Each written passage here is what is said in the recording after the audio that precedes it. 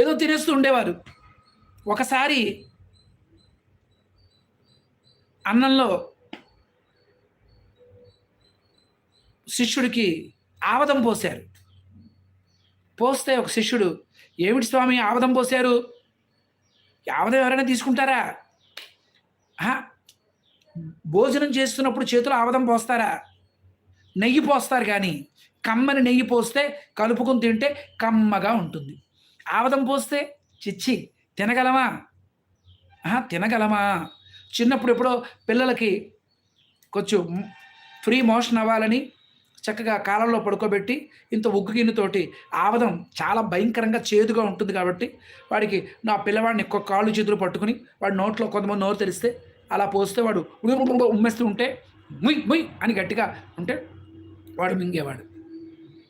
అటువంటి ఆవదాన్ని భోజనంలో పోస్తారండి, చేతిలో పోస్తున్నారు అని శిష్యుడు గురువు గారిని అడిగేట. అడిగితే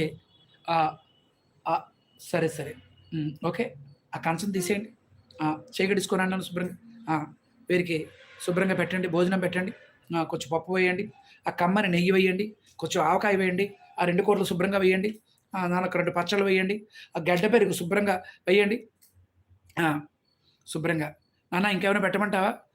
ఇంకొంచెం కూర వేయండి, ఆవకాయ వేయమంటావా?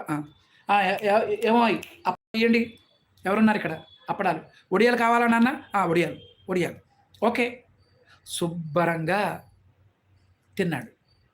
అయిన తర్వాత నాన్న భోజనం అయిపోయింది కదా, ఓకే, ఇంకా ఏమండి వీరి బేడా ఇచ్చేయండి, నీ పెట్టి నీ పుస్తకాలు ఎక్కడున్నాయి? నాన్న నువ్వు ఇంటికి వెళ్ళిపోవచ్చు అన్నారు గురువుగారు శిష్యుణ్ణి.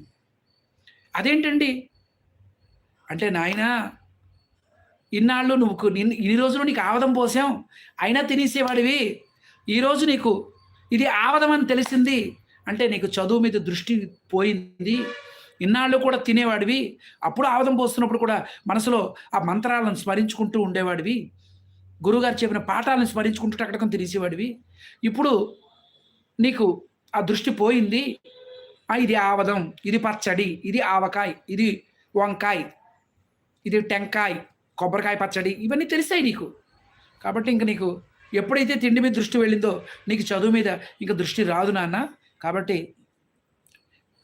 నువ్వు హాయిగా ఇంటికి వెళ్ళిపోవా అన్నారు. ఎవరు?